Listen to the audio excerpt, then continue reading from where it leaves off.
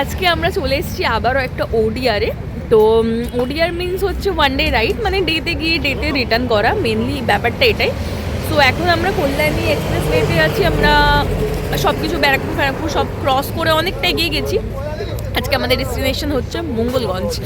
So মঙ্গলগঞ্জের video অনেকেই দেখো, তো আমিও দেখেছিলাম, কোনোদিন ভাবিনি যাব, মানে জাস্ট সাডেন ডিসাইড হয়েছে যে মঙ্গলগঞ্জ যাব।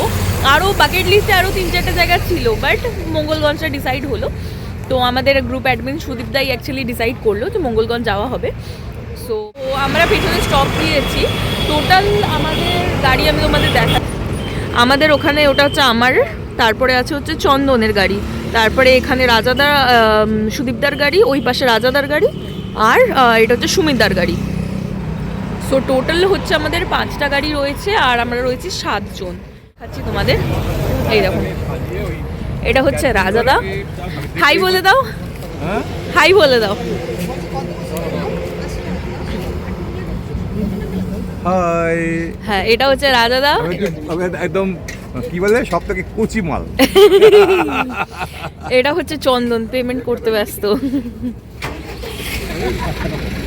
এটা হচ্ছে সুলেখা দি, যার বহুত ঠান্ডা লাগছে, এটা মিতু দি, এটা সুমিত দা, এটা সুদীপ দা। ওখানে মঙ্গলগঞ্জ গিয়ে দেখা করছি। আর সব থেকে বড় জিনিস হচ্ছে মঙ্গলগঞ্জে থাকার স্টে রয়েছে, আমরা যেখানে যাচ্ছি সেটাও একটা থাকার স্টে, বাট আমরা ওখানে থাকছি না, আমরা জাস্ট খাওয়া মানে ব্রেকফাস্ট আর লাঞ্চটা নিচ্ছি ওদের থেকে। তো যেটা আমাদের 400 করে পড়ছে। কোথায় এক্স্যাক্টলি কোন হোমস্টেতে থাকছি সেটাও তোমাদের দেখাচ্ছি। সো চলো কথা না বাড়িয়ে ডিরেক্ট চলে যাই, গিয়ে তোমাদের সাথে দেখা করছি। সো দেখতে হবে।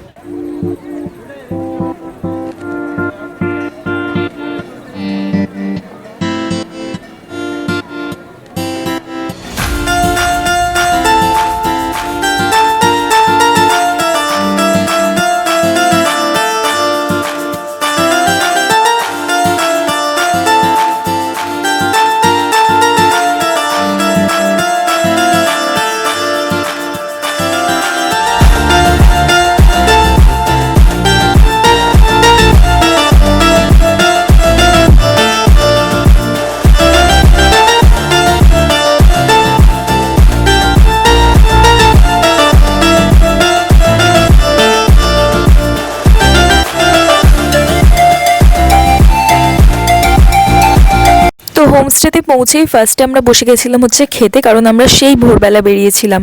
তো এনাদের ব্রেকফাস্ট আর লাঞ্চ মিলিয়ে নিয়েছিল 400 টাকা, যেটা তোমাদের আগেই বলেছিলাম। তোমরা চাইলে থাকতে পারো, সেটা এনাদের সাথে নাম্বার আমি দিয়ে দেবো, কন্ট্যাক্ট করে নিতে পারো। এখানে ডিমটা বাদে কিন্তু বাকি সব জিনিসই আনলিমিটেড ছিল, যেটা আমার বেশ ভালো লাগলো। তো এখান থেকে সামনেই হচ্ছে নীলকুঠি, যেটা আমরা দেখতে যাচ্ছি। তারপর ওই পাশে রয়েছে একটা অভয়ারণ্য, সেটাও দেখবো। আর তার আগে তো বোটিং করব। তো এই যে টোটোটা চলে যাচ্ছে, টোটোটা যেদিকে বেরিয়ে গেল ওই দিকটা করে হচ্ছে আমাদের হোমস্টে, মানে সেখান থেকে নীলকুঠি একদম পায়ে হেঁটে 4-5 মিনিট লাগবে। সো আমরা এখন বোটে চড়ার জন্য এসেছি। আর আমাদের মানে হোমস্টের ওখান থেকে যে পার্কটা রয়েছে অনেক ছোট, বাট এই পার্কটাও একটু বেশ বড়, বেশ মজা লাগছে, সুন্দর দেখতে। দেখো হাঁস রয়েছে, ড্রাগন রয়েছে, ময়ূর রয়েছে, এখানে ঘোড়া রয়েছে, এখানে নর্মাল বোট রয়েছে। বাট অনেস্টলি এই বোটের সামনে ওই বোট তো কোনো ব্যাপারই না, কারণ এই বোটগুলো অথেন্টিক একদম পুরোনো স্টাইলের। তো এই বোটে আমি কোনো দিন চড়িনি, তো এই বোটটায় আমি চড়বো আজকে।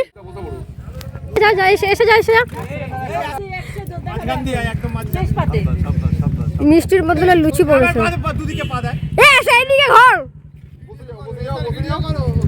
আরে ऐसा ঘর একটু হাস। এই চন্দন টাকা।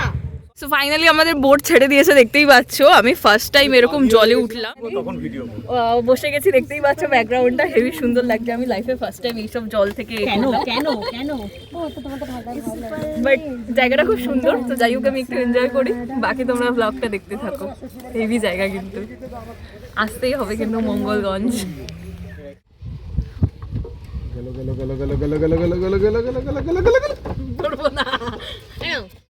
তো এবার হচ্ছে আমরা নৌকা থেকে নেমে গেছি, ঠিক ওই পার থেকেই আসছিলাম আমরা এই পার অবধি। আমাদের ওই 50 টাকা করে বলেছিল। তো এবার তোমরা চাইলে একটু ডিল করতে পারো, সেটা হয়তো 5-10 টাকা কম হতে পারে। তো এখানেই ফার্স্টে দেখতে পাচ্ছি বিভূতিভূষণ অভয়ারণ্যের টিকিট ঘর, যেটা এখন মানে লোকজন কম আসার কারণে এটা এখন খোলা নেই। তাই যে কারণে এই যে রাস্তাটা দেখতে পাচ্ছ সোজা, এই রাস্তাটাও কিন্তু অতটা ক্লিন নেই, অনেক দিকে গাছগাছায় কিন্তু ভরে গেছে। তো এখানে আমি জানি না যে আগে টিকিট কাউন্টারে কত করে টিকিট ছিল, কারণ এখন যেহেতু টিকিট নেই। তো এখানে বেসিক্যালি হরিণ সরকারের তরফ থেকে লালন পালন করা হয়, মানে এখানে হরিণের সংরক্ষণ করা হয়। এখানে এই যে দূরে দেখতে পাচ্ছ হরিণ যাচ্ছে, এখানে জঙ্গলের মধ্যে অল্প অল্প করে হরিণ দেখা যায়। যদি তোমরা আস্তে আস্তে যাও কোনো আওয়াজ না করে, তাহলে অবশ্যই হরিণের দেখা পাবে। তো এখানে সরকারের তরফ থেকে হরিণ সংরক্ষণ করা হয়, যেটাই লোকেরা দেখতে যেতে পারবে। আর ভেতরের সাইডে গিয়ে একটা চিড়িয়াখানা আছে ছোটোখাটো, সেখানেও কিছু তোমরা পাখি টাখি দেখতে পাবে এরকম টাইপের। অ্যান্ড দেন এই যে নদীটা রয়েছে, নদীটা পার করেই কিন্তু তোমাকে এই অভয়ারণ্য থেকে বেরোতে হবে। তো এখান থেকে আমরা আবার হচ্ছে নৌকা নিয়ে নিয়েছিলাম। এখান থেকেও কিন্তু সিমিলার প্রাইস নিয়েছিল 50 টাকা করে। তো এখানেও চাইলে তোমরা ডিল করতে পারো যদি 10-20 টাকা কম হয়। আর তোমরা আগের বাড়ি নৌকায় যার সাথে এসছিলে, মানে যে মাঝির সাথে এসছিলে, তোমরা চাইলে ওনার কন্ট্যাক্ট নাম্বার নিয়ে নিতে পারো, দেন ওনার সাথে কন্ট্যাক্ট করতে পারো। উনি তাহলে তোমাদের সময় মতো অনুযায়ী এই পারে চলে আসতে পারবে। আর যদি সেটা না চাও, তাহলে এখান থেকে অন্য কোনো নতুন নৌকার সাথে তোমরা চলে যেতে পারবে। তো আমরা একটা নতুন নৌকা নিয়েছিলাম, কিন্তু আগের বাড়ি আমাদের সময়টা অনেক কম লেগেছিল, কারণ আমরা জাস্ট ওই পার থেকে এই পার হয়েছিলাম। আর এই বিভূতিভূষণ অভয়ারণ্যটা জাস্ট লাইক একটা আইল্যান্ড টাইপের, এর চারপাশ দিয়ে জল রয়েছে আর অপোজিট পারে লোকজনরা থাকে। তো যেটার কারণে এখানে নৌকায় পারাপার করতে হয়। আর এইখানে হচ্ছে আমরা অনেকক্ষণ ধরে নৌকায় ট্রাভেল করেছিলাম, প্রায় 8 ঘন্টার মতো। মানে ওটা আমরা জাস্ট যে পার দিয়ে উঠেছিলাম সেই পার থেকে রাস্তা পার করলেই আমাদের নামিয়ে দিয়েছিল। বাট যেহেতু আমরা এই বিভূতিভূষণ অভয়ারণ্যটা পুরোটাই ঘুরলাম, ঘোরার পর যে আমরা দাঁড়িয়ে গেলাম এখানে, যেখান থেকে নৌকায় উঠলাম, সেইখানটায় পৌঁছাতে গেলে আমাদের পুরো নদীটা গোল করে ঘুরে তারপর ওই ঘাটেতে ফিরতে হবে। আর এই যে জলটা দেখতে পাচ্ছ সবুজ কালারের, অ্যাকচুয়ালি এই জলের ভেতরে অনেক অ্যালগি আর অনেক মানে বড় বড় পানা টাইপের গাছ হয়ে রয়েছে মাটির ভেতর থেকে। বাট এখানে যে ভিউটা সত্যি খুব অসাধারণ, মানে এতক্ষণ ধরে যে আমাদের ঘুরিয়েছে, তারপর আমাদের এই যে ভিউটা এখানে সত্যি বসলে বুঝতে পারবে, খুব মনোরম পরিবেশ। আর আমরা যেহেতু একটু দুপুর বিকেল করে এখানটায় ঘুরছিলাম, খুব বেশি রোদও ছিল না, কারণ শীতকালের বিকেল ছিল, আর তার উপর হালকা হালকা হাওয়া দিচ্ছিল। মানে এখানে ঘোরার জন্য বা তোমাদের সময় কাটানোর জন্য একদম মানে উচিত জায়গা। তোমরা চাইলে এই বিভূতিভূষণ অভয়ারণ্য না ঘুরেও নৌকাকে টাকা দিয়ে তোমরা এখানে এসে ঘুরে যেতে পারো কিন্তু। তো এখানে নদী থেকে আমরা ঘুরে ওঠার পর সামনে এই যে সাদা গেটটা দেখতে পাচ্ছ, এটাই হচ্ছে নীলকুঠির গেট। আর এখানে টুকটাক খাবার দাবার পাওয়া যাচ্ছিল, বাট যাই পাওয়া যাচ্ছিল সবই স্ন্যাক্স আইটেম। তো এখান থেকে আমরা ট্রাই করেছিলাম হচ্ছে বেল মাখা, যেটা আমি অনেস্টলি কখনো ট্রাই করিনি, কারণ আমি ইউজুয়ালি বেল খাই না। বাট অনেস্টলি এটা সত্যি খুব ভালো খেতে ছিল। হ্যাঁ, তবে প্রাইসটা একটু বেশি ছিল, বাট ট্যুরিস্ট স্পট হিসেবে ঠিকই আছে। বাট এটা সত্যি খুব ভালো খেতে ছিল। তোমরা কখনো গেলে এরকম টুকটাক খাবার দাবার ট্রাই করতে পারো। আর এখানে একটা জিনিস বেশ ভালো লাগলো, যেটা হচ্ছে দিনের বেলাতে এখানে ফুচকাও পাওয়া যায়। তো এই হলো সেই নীলকুঠি, যেটা রয়েছে উত্তর 24 পরগনা জেলার বনগাঁ মহকুমার বাগদা ব্লকের মঙ্গলগঞ্জ গ্রামে, ইছামতি নদীর তীরে।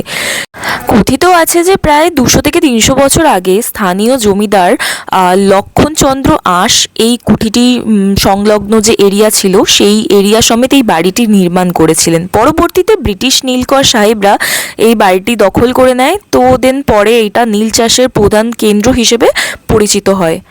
এখানে বেসিক্যালি নীলকর সাহেবরা চাষিদের অত্যন্ত কম টাকায় মানে নীল চাষ করতে বাধ্য করতো, মানে প্রতি বিঘা 2 টাকা করে।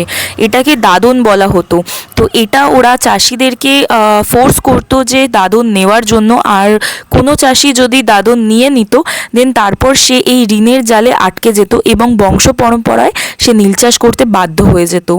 এবং যারা নীল চাষ করতে অস্বীকার করতো বা এই চাষ করতে চাইতো না, এর বদলে ধান চাষ করতে চাইতো, তাদেরকে এনে এই কুঠুরিতেই আটকে রাখা হতো এবং শাস্তি স্বরূপ তাদেরকে এখানে আটকে রেখে শারীরিক নির্যাতন করা হতো, বেত্রাঘাত করা হতো অর্থাৎ চাবুক মারা হতো, এবং দীর্ঘক্ষণ তাদের খেতে না দেওয়া হতো অর্থাৎ উপোস করিয়ে রাখা হতো।